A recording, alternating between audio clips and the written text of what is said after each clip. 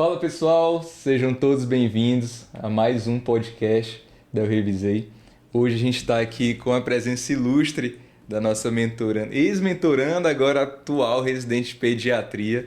Então seja bem-vinda, Débora, é um prazer ter você aqui conosco. Foi um prazer também ter participado um pouquinho dessa tua transformação, da tua preparação.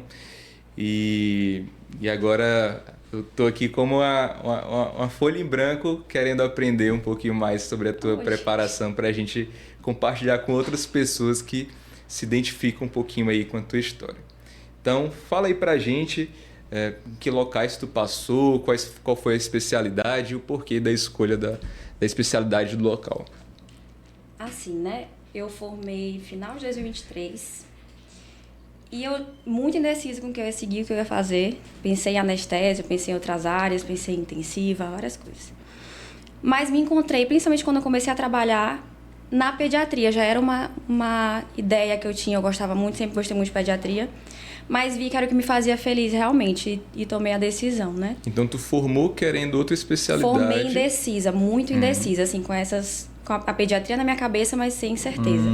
Quando eu comecei a trabalhar, que eu tive contato com adulto, que eu vi que não era aquilo que eu queria trabalhar com as crianças, aí eu tomei a decisão da pediatria e comecei. Aí eu comecei a trabalhar só com criança praticamente. Ah, que massa!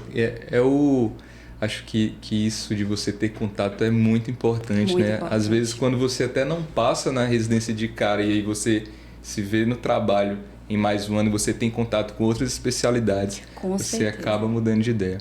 Eu acho que esse um ano que eu passei trabalhando foi essencial. Eu tinha um desespero, né? Porque a gente sai com uma urgência de passar na residência. Mas foi tão importante pra mim, assim, como pessoa, como profissional, como tudo. Foi muito importante. Sou grata, inclusive, por esse ano, que a gente fica desesperado no começo, quando a gente acha que a gente vai sair direto pro mercado de trabalho.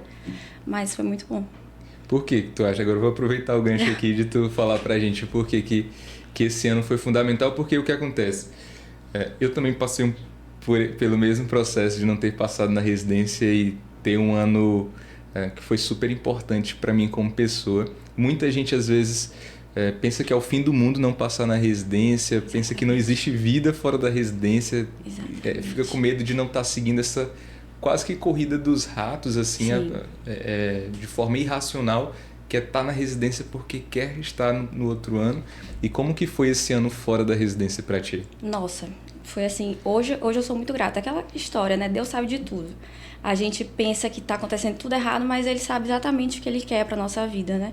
E esse ano foi um ano assim, o ano que eu tenho gratidão, porque eu comecei a trabalhar com a saúde pública mesmo.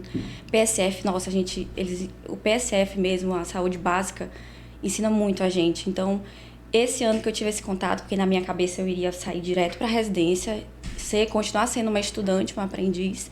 Quando eu comecei a ter essa responsabilidade, é meu carimbo, são os meus pacientes. Então, nossa, você cresce muito. Você cresce como ser humano, você cresce como profissional.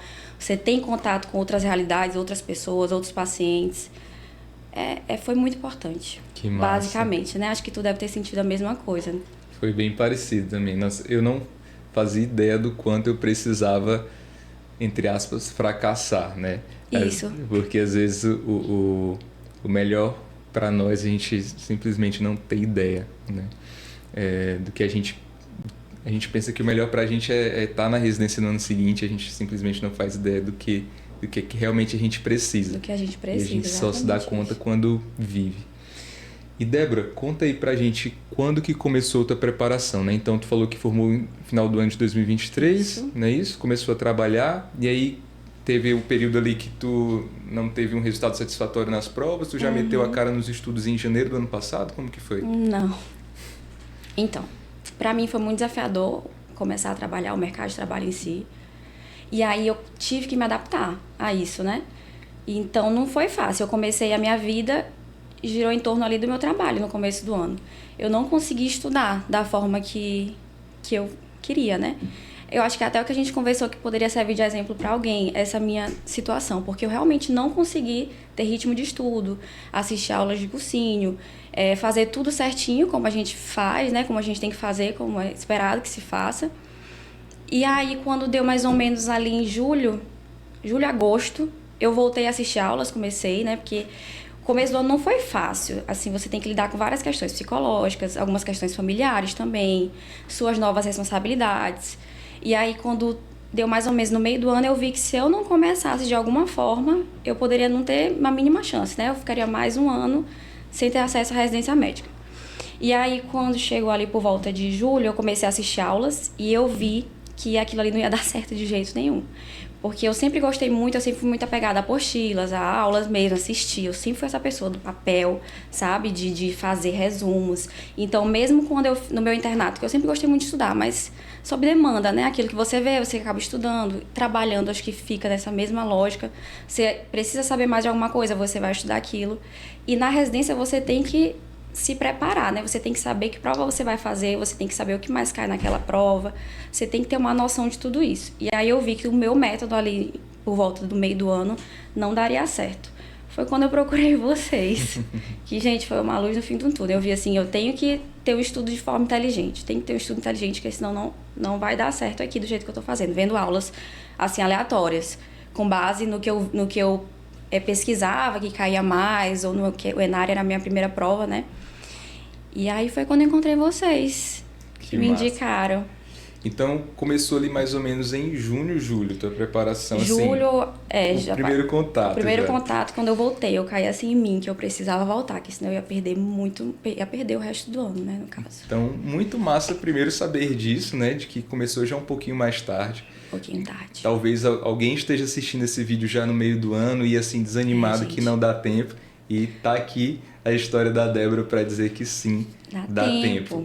Depende do que você faz com o seu tempo até essa prova. Como a Débora falou, foi algo extremamente definidor, divisor de águas, ter estudado com estratégia. Isso. Não é isso?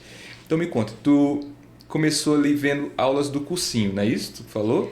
Foi, Medcoff. Do Medcoff. Isso, certo. Que eu gostei muito. Eu fiz assim, no internato, eu fiz os 2 anos de medcurso, né? Tive essa oportunidade, amo. E nesse ano que eu passei trabalhando, eu gostei muito do Medcoff por conta da plataforma de questões mesmo. Certo. E aí, quando eu comecei a ter esse acesso a essas aulas, eu vi que essa mesma questão, que eu não conseguia ter um direcionamento. E comecei com vocês, que foi com a Milena, que me deu eu comecei a ter acesso mais ao que cai. Eu quero Enare, isso aqui é mais importante, esse aqui já caiu tantas vezes, essas são as provas irmãs que você vai fazer questões, e o que mudou mesmo. Gente, é uma coisa. Estudem por questões, porque muda realmente o seu desempenho na prova. Era horrível pra mim no começo, né? Porque eu começava a errar, eu falei, eu quero assistir minhas aulas, eu quero ler minha apostila, eu quero fazer meu resumo. Isso aqui não dá certo, mas é muito melhor. Boa. Ponto muito importante. Pontos muito importantes que tu citou, né? Um deles é, além de ter estudado com estratégia, você começar a estudar o que de fato cai e estudar com métodos ativos, né? Sim. Porque às vezes é muito cômodo você assistir uma aula ali. A aula não tem como você errar uma aula, né? A questão é diferente, mexe no teu ego, né?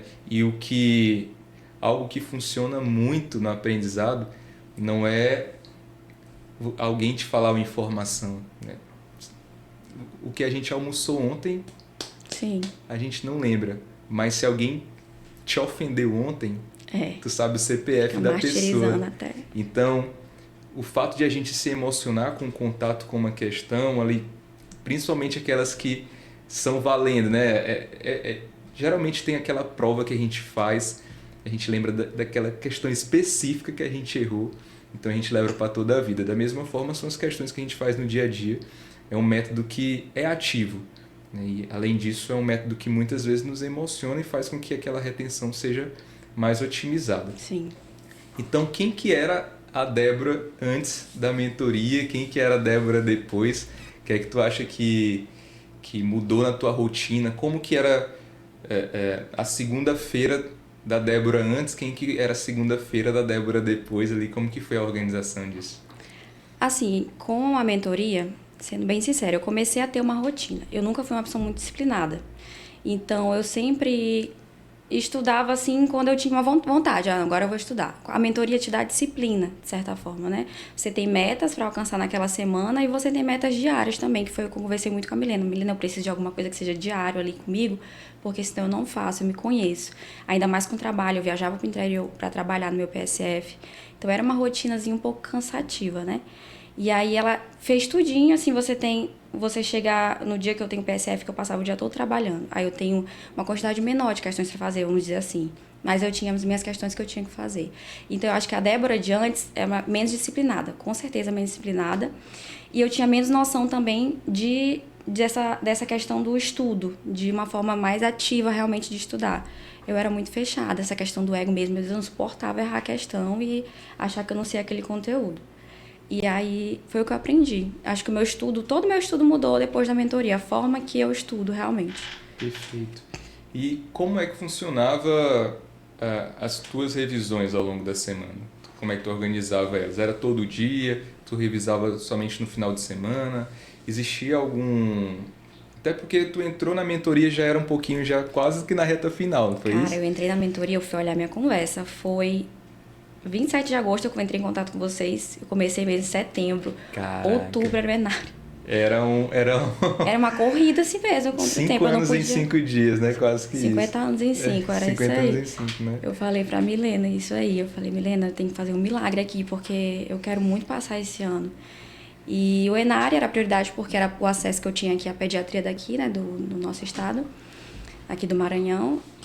E eu tinha que correr contra o tempo. Era quase um mês e pouquinho, né? O Enário foi dia 20. Foi dia 20 de outubro. Pois é. Aí, gente... E aí, como que foi? Como que foi organizada a tua revisão, tuas revisões? Nesse período, nesse tempo, eu não consegui fazer... Eu gostava muito de fazer as revisões passadas mesmo. Aquela que você revisa, depois 7 dias você revê aquele conteúdo. Sim. Só que eu não tinha tempo para isso, né? Então, o que eu fiz? Eu fazia as questões, né? Eu distribuía com relação ao que mais cai mesmo. Cirurgia, isso aqui. Pediatria, isso. E fui fazendo revisões, tudo misturadinho mesmo. Tá? Agora, hoje eu reviso cirurgia, amanhã pediatria, foi mais ou menos assim. No começo, eu ainda consegui fazer, por semana, uma grande área. Então, todo dia eu estudava aquela grande área. E aí, quando foi chegando mais perto da prova, é que eu comecei a misturar as duas. Teve um dia eu revisava pediatria e GO, por exemplo. Sim. E também, uma coisa que eu planejei muito com a Milena foi a questão de o que eu tenho mais afinidade. Eu tinha mais afinidade com preventiva, né? Que é um conteúdo menor. Conseguia revisar mais rápido e com a pediatria. Então, eu estava dando uma atenção mais para as que eu não tinha, mas sempre revisando, claro, essas que eu tinha mais afinidade. Perfeito. E aí foi isso. Foi uma coisa assim meio... Um combo para usar a tua afinidade para poder jogar ali na estratégia. Isso. E aí tu conseguir fazer esse plano de forma enxuta e objetiva direto para tua necessidade. Eu não podia me desesperar, assim, porque senão eu perderia. Não podia me desesperar. Gente. Tu se considera ansiosa, Débora? Sou. Um pouquinho. Sou. Tem até uma experiência que eu posso contar do meu primeiro Enari, que eu fiz assim que eu formei. Eu me desesperei um pouco quando eu comecei a fazer a prova, que eu vi as questões que eu não sabia, porque a gente acaba se apegando às que a gente não sabe, né? Quando a gente é mais ansioso. E aí, o meu primeiro Enari, eu perdi o tempo, né? Fiquei corrida com relação ao tempo. E eu peguei, na hora que for passar pro gabarito, eu passei 2 folhas juntos. Então, eu marquei uma sequência errada. Fala sério? Sim. Então, todas as provas que eu fiz esse ano, era meu objetivo. Eu não vou me desesperar, porque se eu me desesperar é pior. Eu posso perder até as que eu sei, que foi o que aconteceu comigo. Então, eu vou, não sei uma questão, vai ter alguma coisa aqui que eu vou saber fazer. Então, eu fui tentando manter a calma, porque eu realmente sou muito ansiosa. E foi o que me fez, que aconteceu isso comigo no meu primeiro Enário. Caraca. Horrível, gente, horrível, traumatizante. Nossa, você passar uma página aí. Passei a página e marquei. E a prova é muito cruel, né? Porque ela não importa o quanto você se preparou, um detalhe como esse, que não define nada sobre o teu estudo, sobre a tua capacidade técnica, pode acabar jogando por água abaixo a tua preparação, né? E Débora, me conta aí como que foi esse trabalho emocional que a Milena teve contigo. Como que foi para ela lidar com essa bolinha de estresse? De estresse e ansiedade. A Milena é um amor, né? A Milena, assim, toda vez que eu tentava... Milena, eu acho que eu vou tentar, mas eu acho que eu não vou conseguir. Vamos lá, vai ser um aprendizado. Eu tentava, assim, eu sempre me botando um pouquinho para baixo.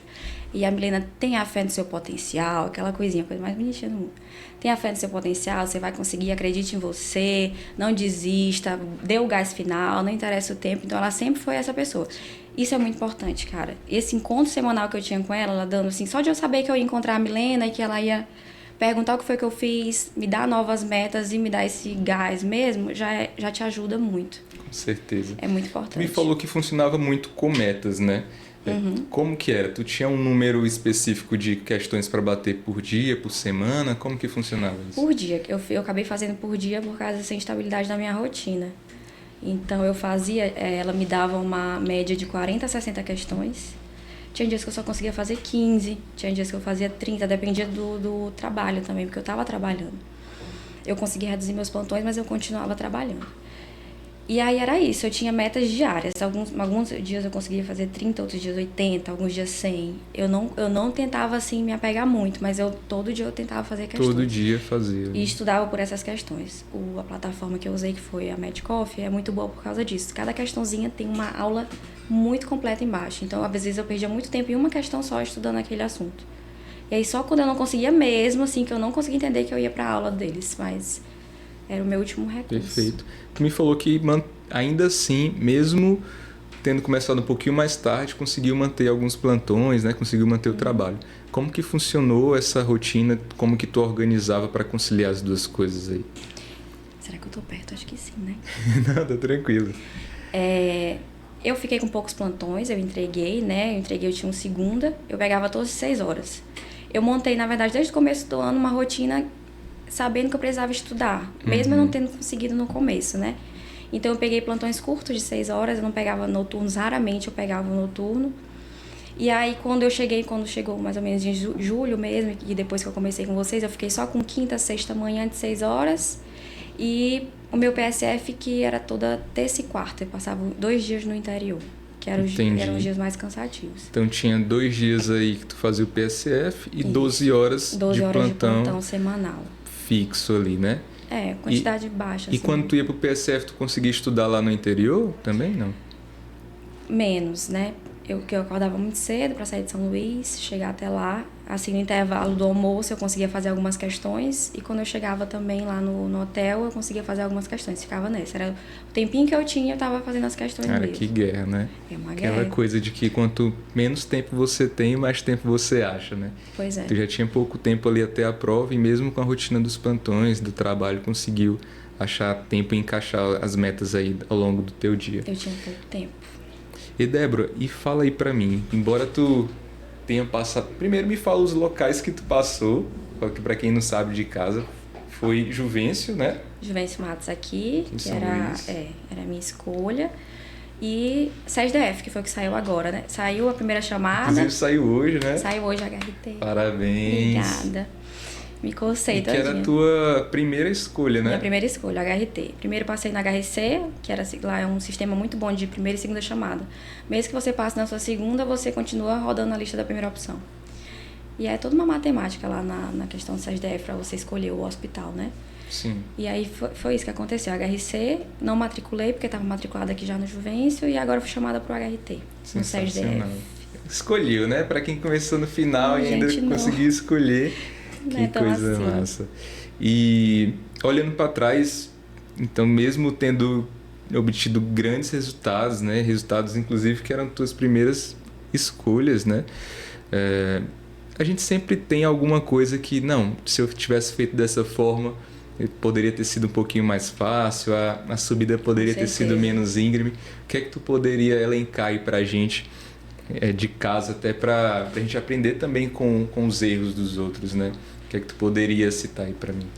Então, eu acho que eu não sou assim.